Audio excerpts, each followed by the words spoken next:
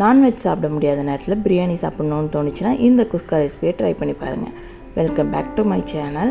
ஒரு குக்கரில் 1 table spoon oil, 1 table spoon நெய் சேர்த்து ஆயில் நல்லா ஹீட் ஆனதுக்கப்புறம் 2 வெங்காயத்தை நீல வாக்கில் கட் பண்ணி இது மாதிரி சேர்த்து நல்லா வதக்கி விடுங்க.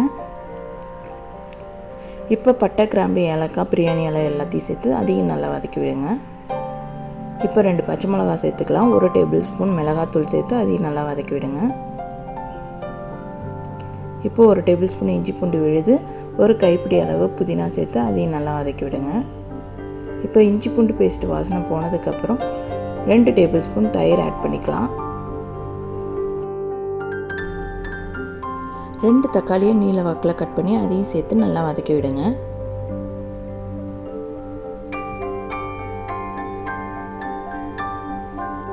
உப்பு 1 டேபிள் ஸ்பூன் சேர்த்துக்கலாம். சேர்த்துட்டு நல்லா மிக்ஸ் பண்ணி விடுங்க.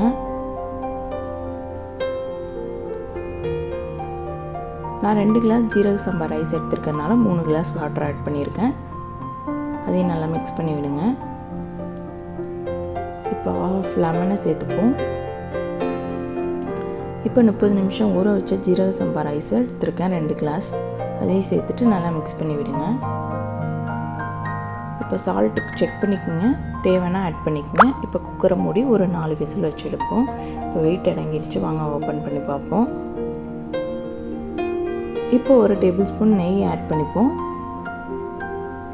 இப்போ ரைஸோட நல்லா மிக்ஸ் பண்ணி விடுங்க. அவ்வளோதான், குஸ்கா ரெசிபி ரெடி. நீங்களும் கண்டிப்பாக ட்ரை பண்ணி பாருங்கள். இந்த ரெசிபி உங்களுக்கு பிடிச்சிருந்ததுன்னா என்னோடய சேனலை மறக்காமல் லைக் பண்ணுங்கள், ஷேர் பண்ணுங்கள் அண்ட் சப்ஸ்கிரைப் பண்ணுங்கள். பாய்.